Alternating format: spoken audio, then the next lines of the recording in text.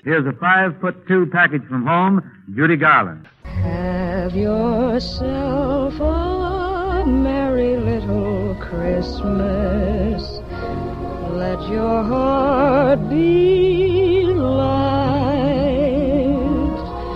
Next year all our troubles will be out of sight.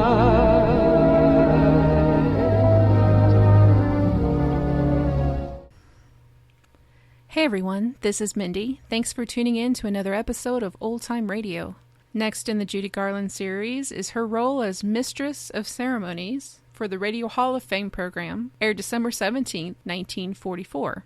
And if you follow along with the show, you know that we tend to try to keep these shows in chronological order as we bring them to you. And we've time-hopped a couple of years forward at Buck's request, because this is a Christmas program and has some great Christmas sentiment and music, so very much worth getting a little bit out of our regularly scheduled commitment to chronological order. How about that?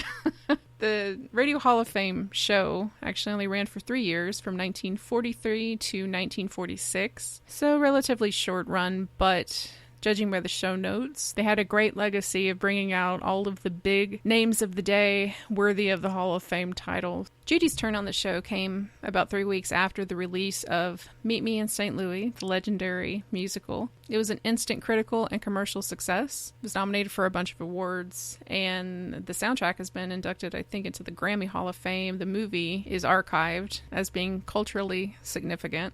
It's a movie that Judy didn't want to do, but thankfully she had people in her life. I believe Arthur Freed, legendary producer and a good friend of Judy, he was one of the people who convinced her to do this. And she was happy in the end with her decision to be a part of it. The movie also gave us all these great songs. She sings a couple of them, the Trolley Song and Have Yourself a Merry Little Christmas. Also in the program, she sings a song called Man of Mine and Sunny Side of Life. There's a lot of great music in this program, and Judy shares the spotlight. I think probably for me, secondary to her in this is the appearance of Les Paul, who again pops up in these older radio programs, and it just was not in my understanding of his career.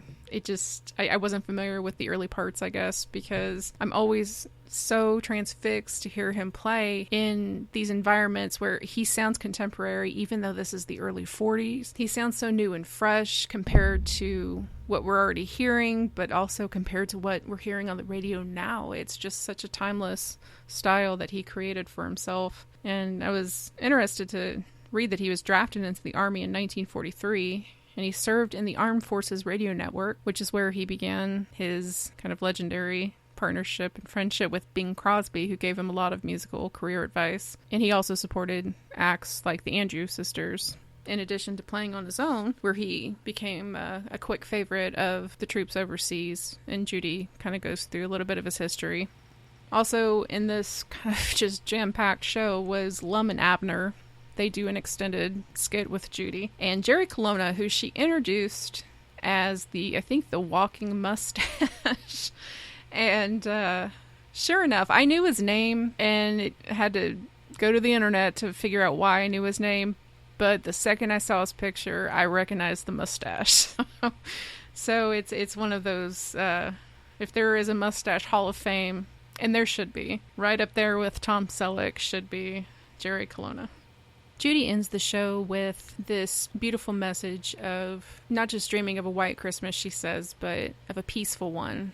The context of it, of course, is World War II, yet we still have atrocities against humanity all over the world, in our own country, for some of us in our own backyard. And we still have men and women fighting overseas, and we have allies from other countries fighting, all defending this idea that we should all be able to live in peace and freedom.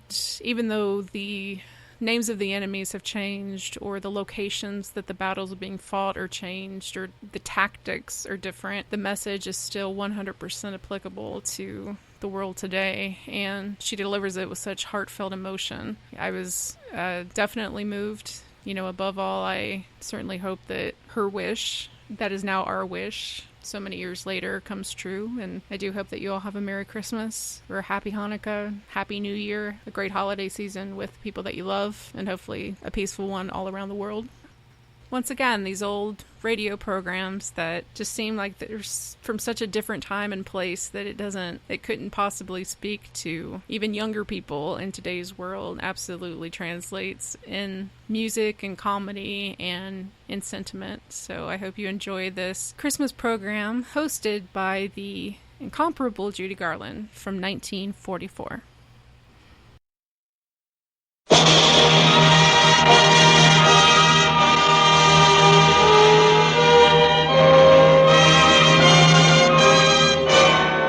Philco Corporation, world's largest radio manufacturer, presents your Radio Hall of Fame.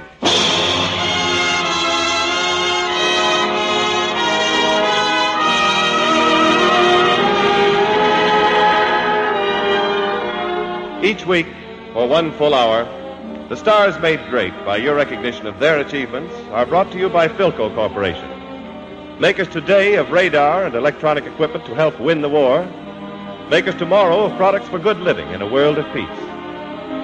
Our mistress of ceremonies today was cradled in show business.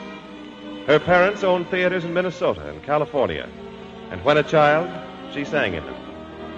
She was nurtured in vaudeville, and she graduated into motion pictures where her charm, acting ability, and her singing soon established her as a star. A few years ago, she won a Special Academy Award for her work in The Wizard of Oz. And since then, she has introduced some of the screen's biggest song hits. Her latest starring vehicle, Metro-Goldwyn-Mayer's Meet Me in St. Louis, is a smash. So no wonder that on a program which honors superlative performance in the field of entertainment, you honor a unique product of that field. Life's cover girl of the week, Judy Garland.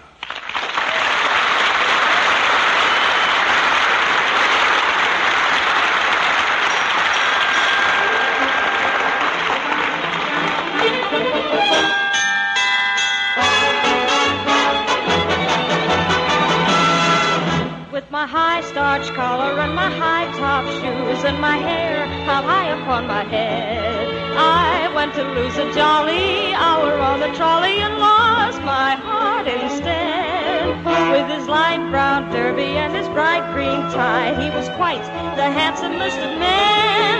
I started again, so I counted to 10, then I counted to 10 again.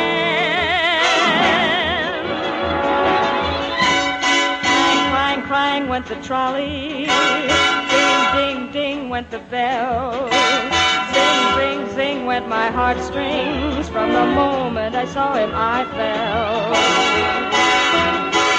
Chug, chug, chug went the motor, bump, bump, bump went the brake, thump, thump, thump went my heartstrings. When he smiled I could feel the car shake.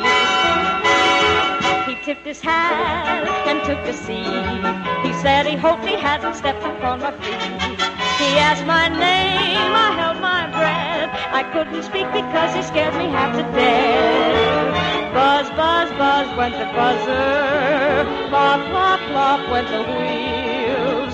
Stop, stop, stop went my heartstrings. As he started to go, then I started to know how it feels when the universe reels. It was nice, the air was sweet. The smell of honeysuckle charmed you off your feet. You tried to sing, but couldn't speak. In fact, you lost it so you couldn't even speak. Buzz, buzz, buzz, went the buzzer. Plop, plop, plop went the wheels. Stop, stop, stop went my heartstrings. As he started to leave, I took hold of his sleeve with my hand, and as if it were planned, he stayed on with me, and it was grand just to stand with his hand holding mine to the end of the line.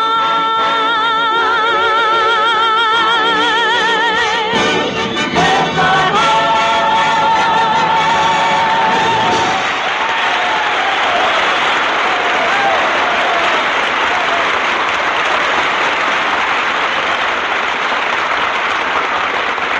Thank you very much.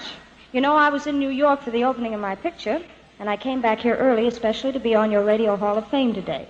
I hope you don't think that's just a lot of words, because it happens to be the truth.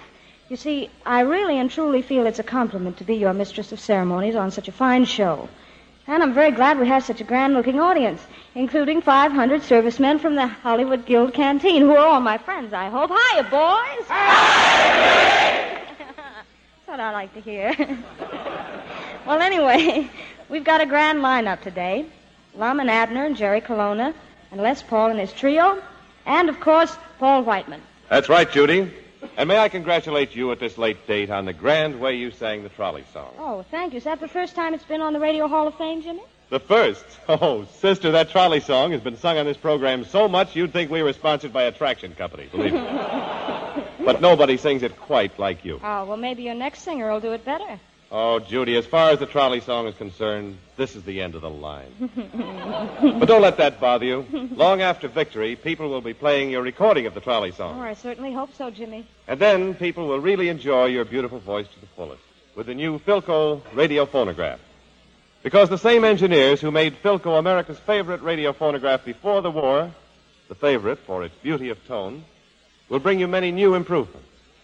Yes, when you play your favorite records on your new Philco, you'll realize that you never actually heard them before. For the first time, you'll enjoy the entire tonal range, from deep, mellow bass to high, brilliant treble. You'll hear all those glorious overtones that add such amazing warmth and life to music. Listening to your Philco radio phonograph will be a new experience in entertainment. Studio performance right in your own home.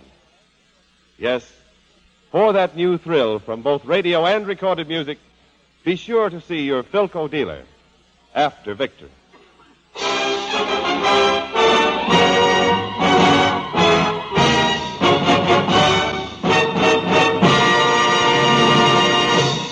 And now, all hail to the Dean of Modern American Music, the one and only Paul Whiteman.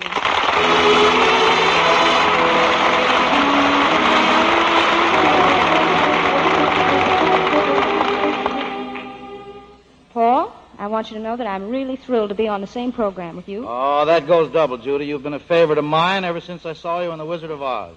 I like you and the characters in it, especially that scarecrow. Yeah, that scarecrow was a popular figure. Sinatra still is popular.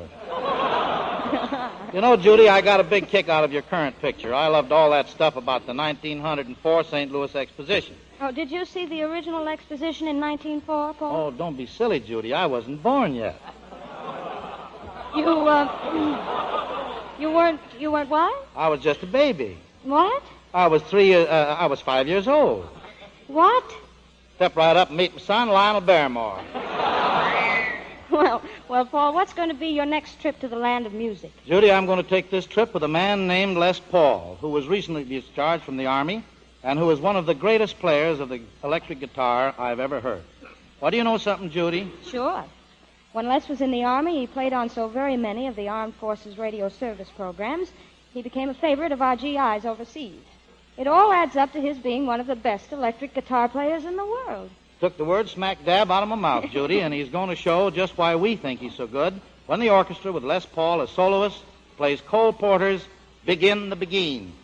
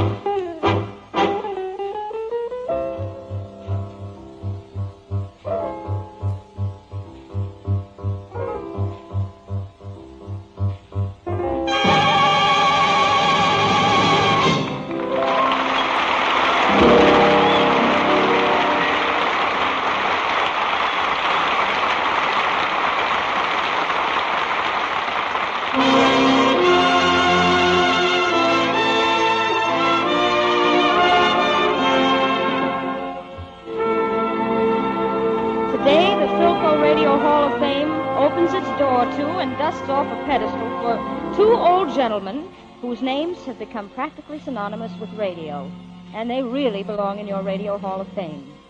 Back in 1931, these two venerable veterans of the ether waves opened the Jot 'em Down store in Pine Ridge, Arkansas, which they've operated for the benefit and enjoyment of radio audiences from coast to coast almost nightly for the last 14 years. During that time, they've firmly entrenched themselves as Pine Ridge's favorite sons and leading citizens.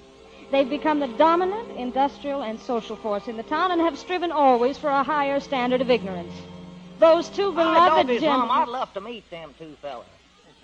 She's talking about us. Yes, I'm referring to those two beloved old storekeepers from Pine Ridge, Lum and Abner.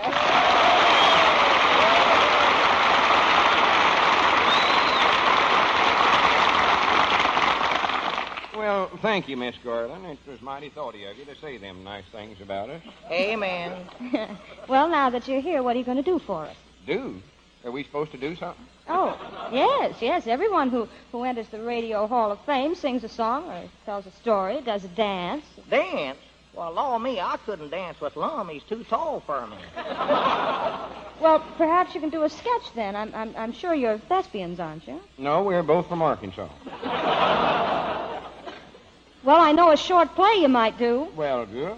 Well, the scene of this play is laid... Wait a minute, Miss Garland. Abner, listen to this. I want your judgment on the play. Oh, well, Lum, I can't judge nothing like that. I just ain't got the ignorance for it. Well, you can help some. Two heads is always better than one. Well, I'm just afeard, Lum, Huh? Huh? Yeah, what did you say about them two heads? I said two heads is better than one. See things from two different angles that way. Oh, yeah, that's right.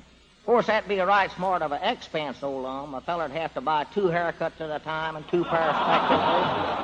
Abner, I ain't talking about one man with 2 heads. I'm talking about 2 men with 1 head, or 2 men with 2 heads. Well, I do know. 4 heads betwixt them, huh? No, I mean, well, here, how many heads have you got? I ain't got but one. It ain't me, Lum. Who ain't you? This here 2-headed feller, whoever he is. All right, Dogus, wait a minute. Maybe it's that fellow over there, huh? Where? Back there. That would keep shaking that stick at that band there. Oh, that's Paul Whiteman. He ain't got 2 heads. Well, no. He's got a good start on it, though. He's got 2 chins.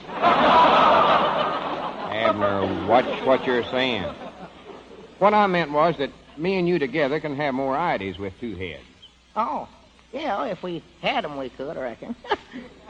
Dogus, that'd be right handy, you know it, Lum? Feller could eat with one mouth and drink coffee with the other and never miss a lick. Of course, it would be sort of a bother, though, to have to use both hands when you want to tip your hat to some woman. My goodness, you got the craziest imagination I ever seen on a human. Yeah, sir, you know, an extra head would be nice company for a feller, Lum. Him and himself could sort of get up a checker game, couldn't he? Reckon they'd get into an argument with yourself that way? I don't know. That'd be awful handy for watching a tennis game. You wouldn't have to keep swinging your one head backwards and forwards.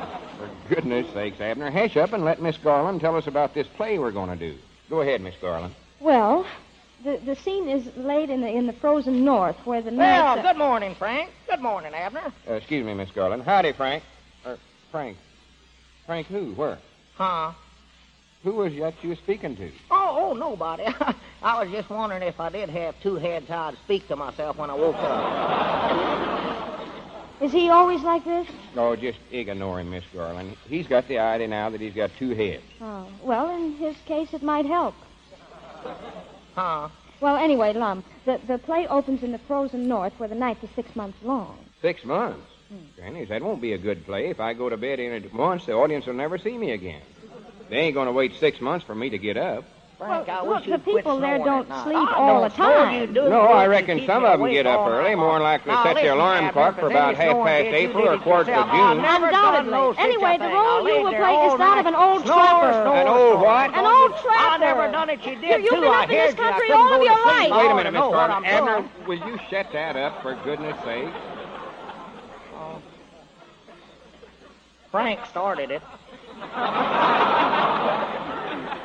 Well, tell Frank to hush up.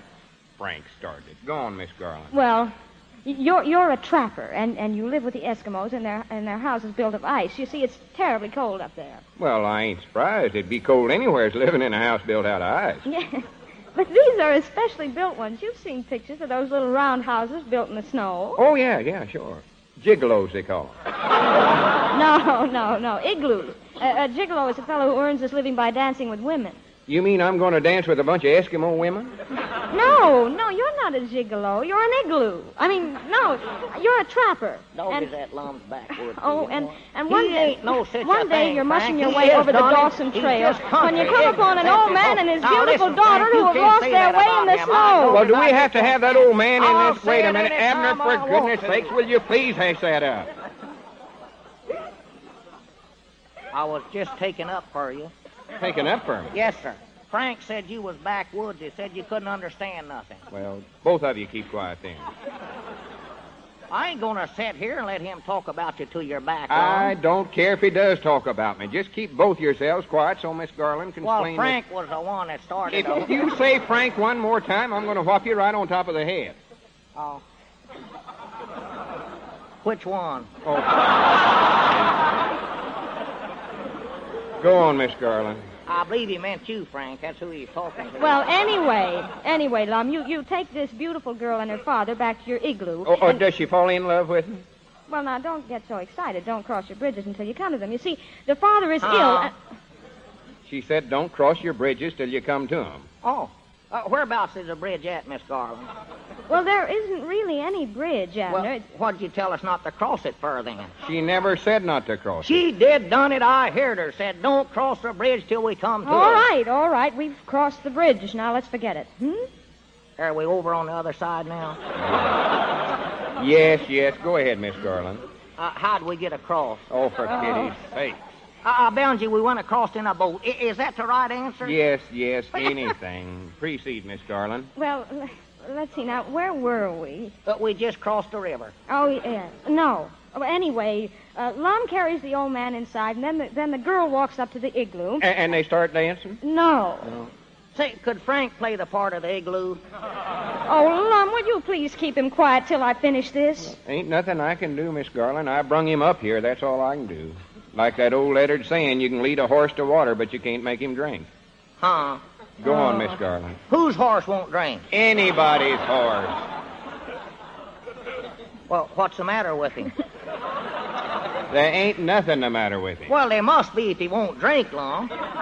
Maybe he's got the lampers. I know at one time Grandpappy Spears, he had a horse that wouldn't drink. So, Lum must get the old man to a doctor.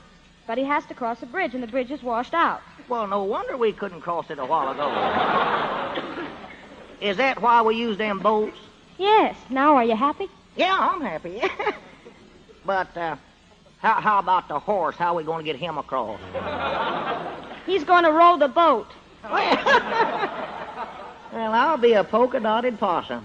All right, doggies, I want to see that. Which feet does he roll with, his front uns or his back uns? Abner, if you say horse one more time, I'm going to whop you now. Oh, excuse me. All right, Miss Garland, he'll be quiet now. He won't say another word. Well, that's fine, but our time is up now. That's like locking the barn after the horse is stolen. Huh? Oh. Oh, my goodness, you oughtn't have said that. All right, doggies, Lum, come on. We got to get out here and find out who stole that horse. Abner, come back No, here. sir, it ain't every day you find a horse that can row a boat. We can sell him to the milkman here in Los Angeles. Yeah, come on, Lum, let's go. Looks like I'll have to go and catch Abner, Miss Garland. Well, thanks anyway for visiting the Philco Radio Hall of Fame today, Lum. Oh, not at all. Just proud to do it. Facts is, I enjoyed myself something wonderful. Yes, sir, amen. That goes for me, too. Oh, I'm glad to hear you say that, Abner. Oh, well, this ain't Abner speaking. Oh, well, who is it then? It's Frank. Abner's out trying to catch that dead blame horse. Come on.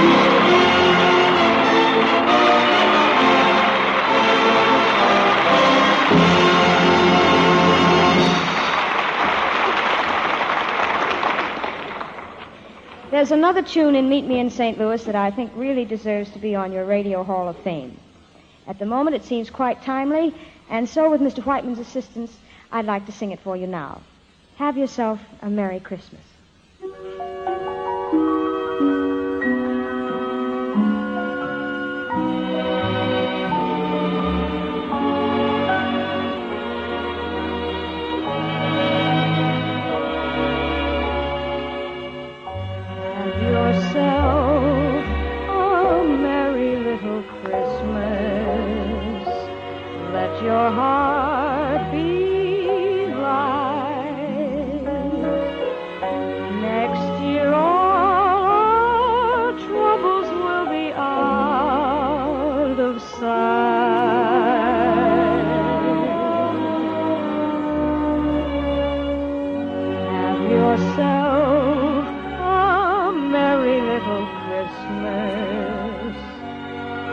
let your heart be gay. Next year all our troubles will be miles away.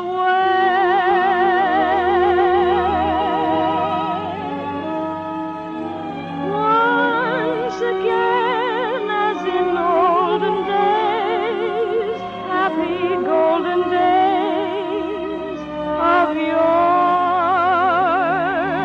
faithful friends who were dear to us will be near to us once more. Someday soon we all will be together if the fates allow. Until then, we'll have to muddle through somehow.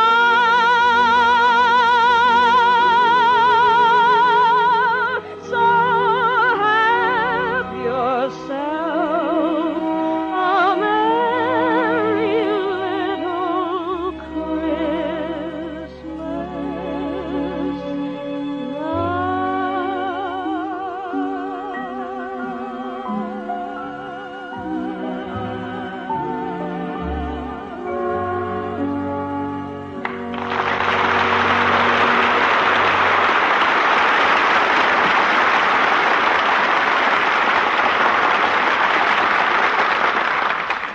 Well, Philco believes popping eyes and an unusual mustache is certainly not enough to admit anyone to your Radio Hall of Fame.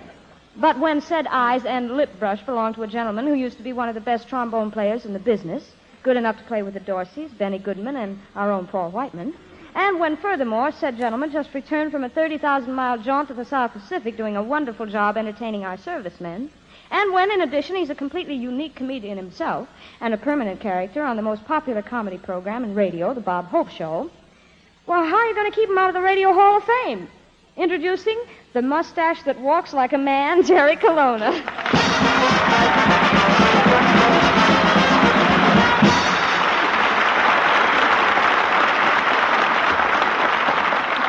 Thank you, Judy. Well, welcome to the Radio Hall of Fame, Professor. Thank you very much. How have you been? In the pink? In the pink? Yes. The laundries are mixing up everything these days. Garter belts. Well, Professor, it's been a long time since I've seen you. Remember when we worked on the Bob Hope Show together? Ah, yes. Since then, I've had my ups and downs. How come? Swallowed my yo-yo. Professor, you've worked for Hope for a long time. Now tell me, privately, what do you think of Bob? I think Mr. Hope is the finest boss a man ever had. He's kind. He's generous. He's handsome. He's talented. You know, when you got a wife and kid, they got you up against a wall.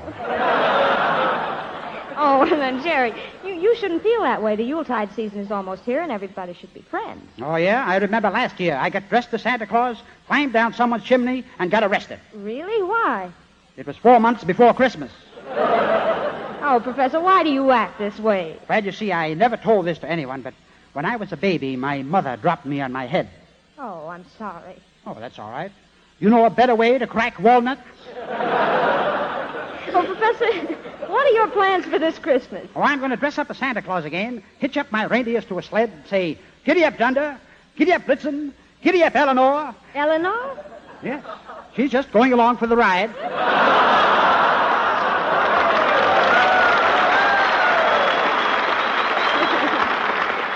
Then, Judy, I'll travel from rooftop to rooftop. The first stop is Betty Grable's house. You going to fill her stocking? No, she fills it so much better herself. But I will bring Harry James a bugle. Why a bugle? Maybe I can get him to blow. That Betty Grable, she's so beautiful. She brings out the Bob Hope in me. But what if Harry sticks around? And there'll be nothing doing, and I'll tell you why. All right.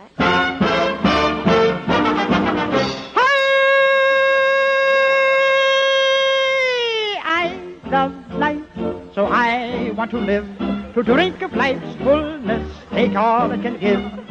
I love life.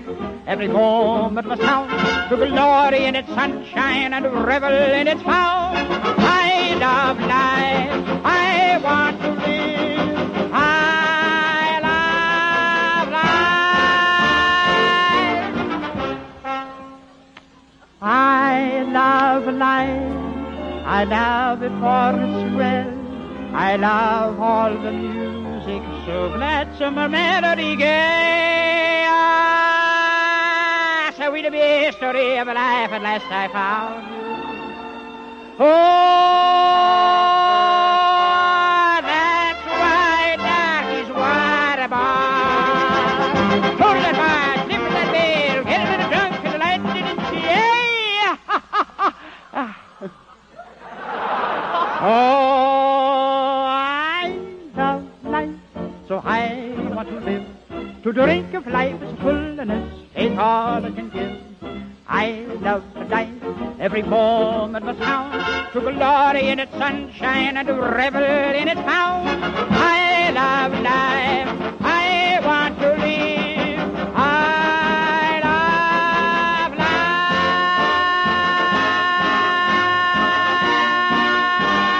I love life. I love life. I want life.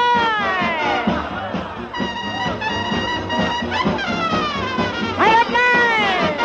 I want life. Well, that's what I'm talking about, life.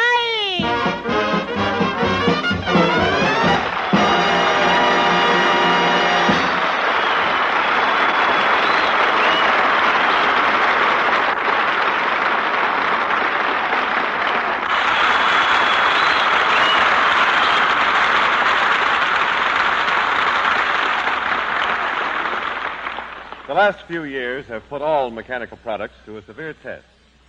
Due to shortages in replacement parts and shortage of manpower for service, all kinds of household appliances have been subjected to strains they would never encounter in ordinary use. Philco looks with pride on the way Philco refrigerators have come through these years. There has never been a finer proof of the quality and dependability built into every Philco product. These years have also served to prove the value of many innovations in the new kind of refrigerator which Philco introduced before the war. Homes equipped with Philco refrigerators have had many occasions to be glad that their Philco had a separate storage compartment for frozen foods, for it enabled them to buy meats and poultry when it was available and store it away for later serving. And it provided plenty of space to store packaged frozen foods, saving many a trip to the market. When victory is won, and these Philco engineers have finished their war assignments, a new Philco refrigerator is coming which will continue this record of advanced design, quality, and dependability. Watch Philco in refrigeration after the war.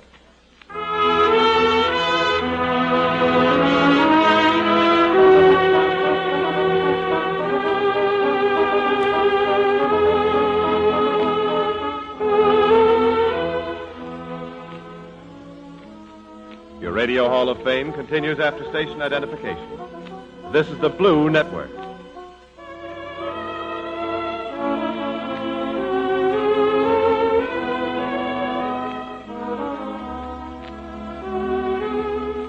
You are listening to Philco's Radio Hall of Fame, which today gives a citation to these stars made great by your recognition of their achievements. Lum and Abner, Jerry Colonna, Les Paul and his trio, Paul Whiteman, and your mistress of ceremonies, Judy Garland, who steps out of her niche to resume her mistress of ceremonying. Well, when you have an artist on a program like Les Paul, who plays an electric guitar, it's very hard to resist saying things like this. They like the voltage in that electric guitar of yours so much. Les, how about throwing the switch and turning on some more juice and giving us another sample of your high-frequency music? But I'm going to resist saying that. Because, after all, when musicians like Les Paul and his trio play a voluptuous number like Blue Skies, you don't really have to say anything more than that. So, Les, the stage is yours.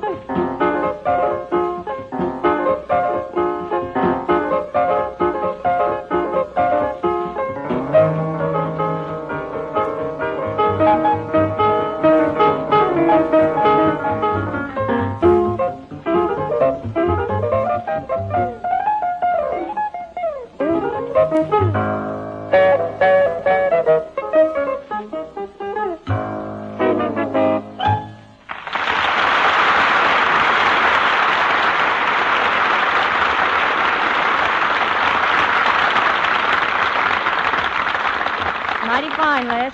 Oh, Miss Garland, Yes, Lum.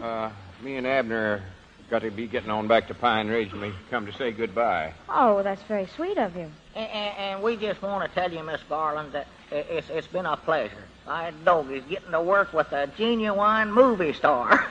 You know, someday maybe we can do a love scene together. Just the three of us. Well, why don't we do one right now? We've got a famous Hollywood director with us. Who's that? It's me, J. Orson Colonna, genius of the cinema, expert on Technicolor, producer of Class A pictures, also cigarettes rolled while you wait.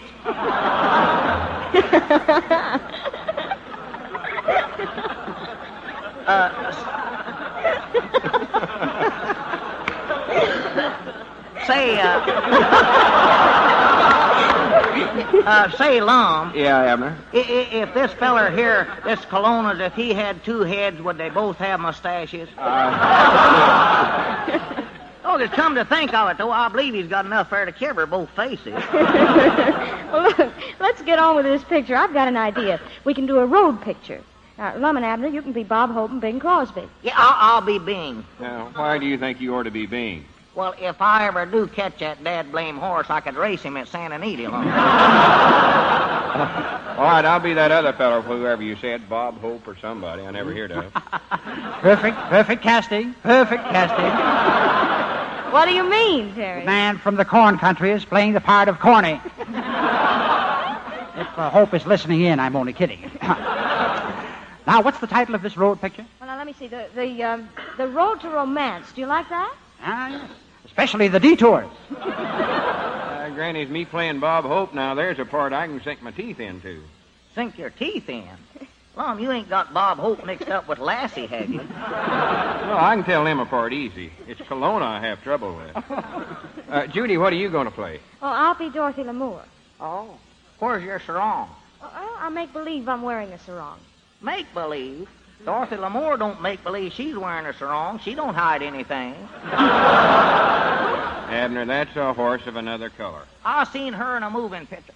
Huh? Uh-oh. What color was he in the first place, Lum? I don't know. Well, how do you know it's a horse of another color? Look, Abner, all I said Action, was... lights, camera, action, ready, lights, Wait, camera. Professor, we haven't even rehearsed yet. I know, but I'm going to get into this conversation somehow. Now, look.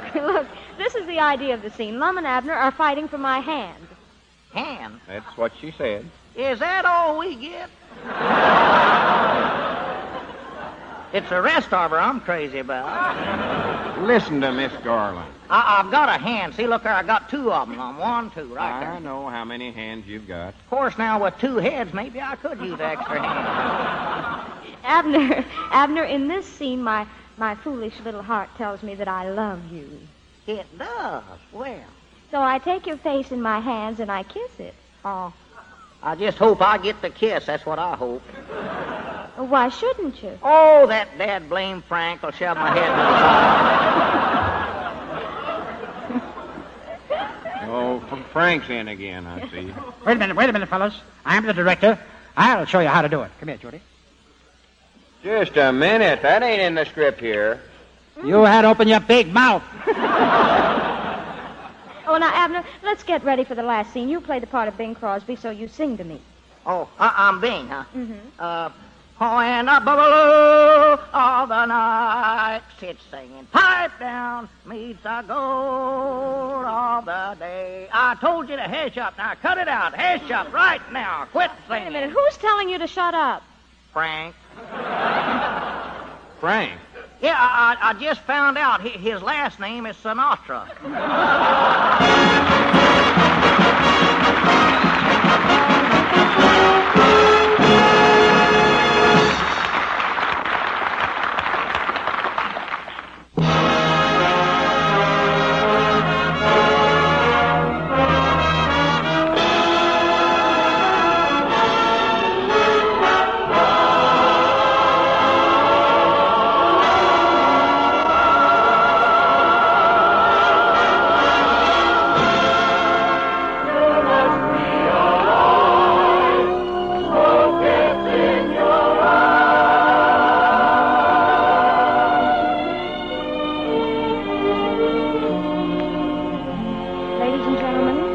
hope you'll forgive my becoming somewhat lyrical, but I believe the man of whom I'm going to speak, and to whom Paul Whiteman, Les Paul, the trio, Paul Whiteman's orchestra and chorus, and yours truly pay tribute, is worthy of lyrical praise.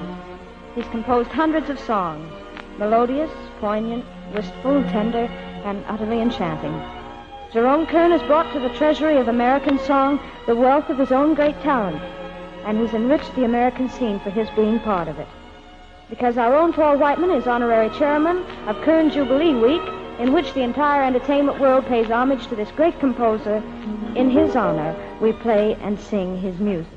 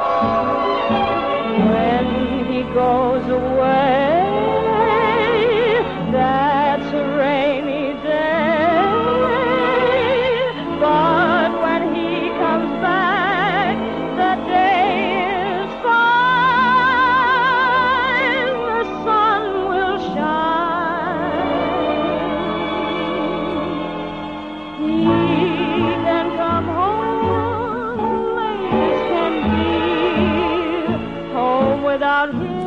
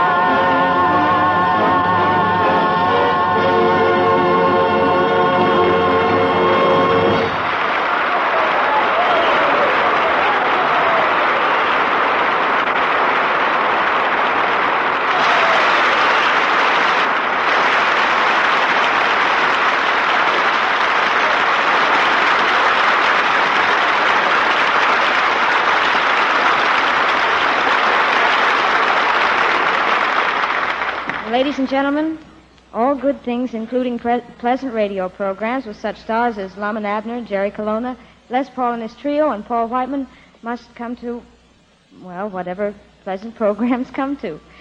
But before I go, there's something I'd like to say.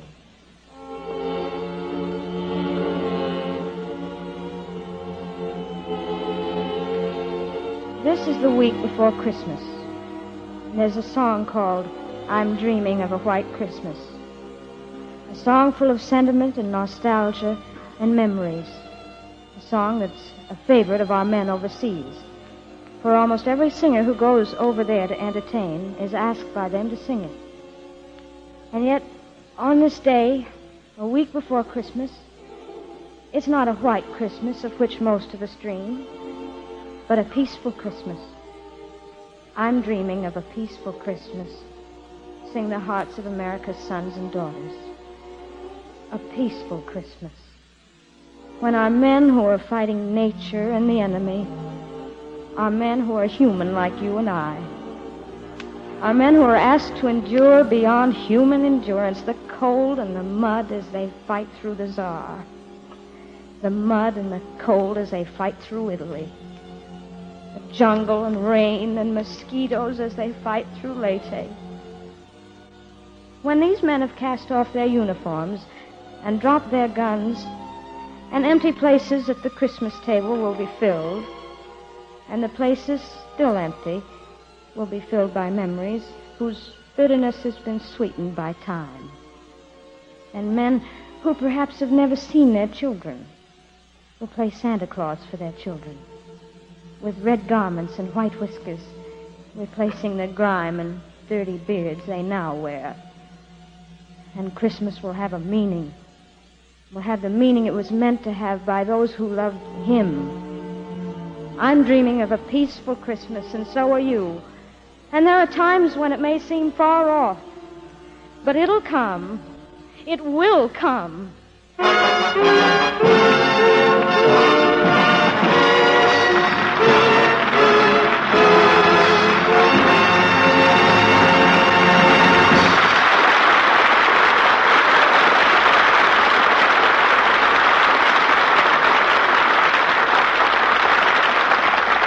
And now, this is Judy Garland waving goodbye to your Radio Hall of Fame and to Jimmy Wallington, who still has a few duties to perform before switching off the lights.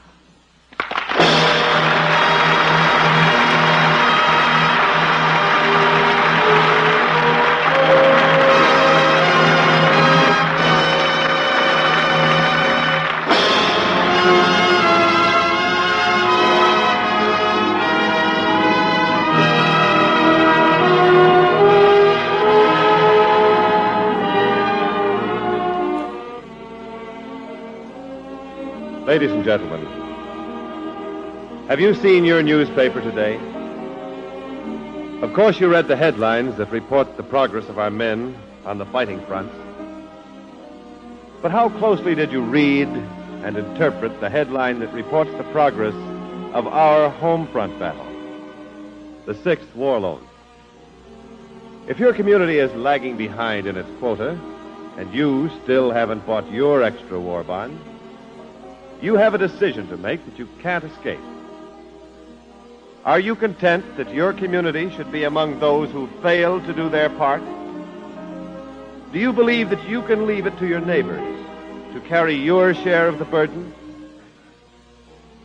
The one right answer to these questions will lead you to act without delay, no matter what the inconvenience or the sacrifice. At least one extra war bond over and above your regular purchases will put you in the clear. Buy it, and buy it this week without fail from your Victory Volunteer.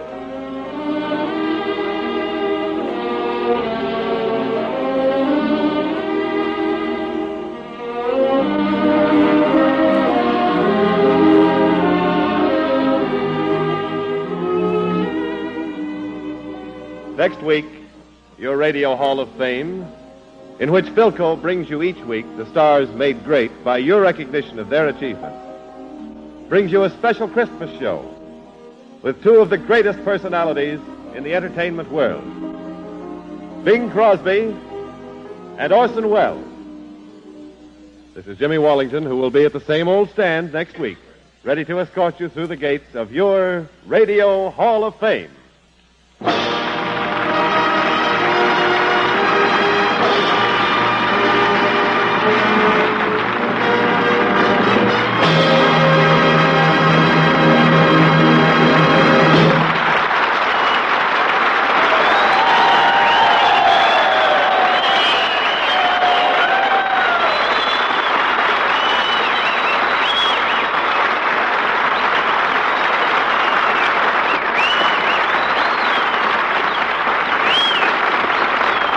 The Radio Hall of Fame is produced by Tom McKnight.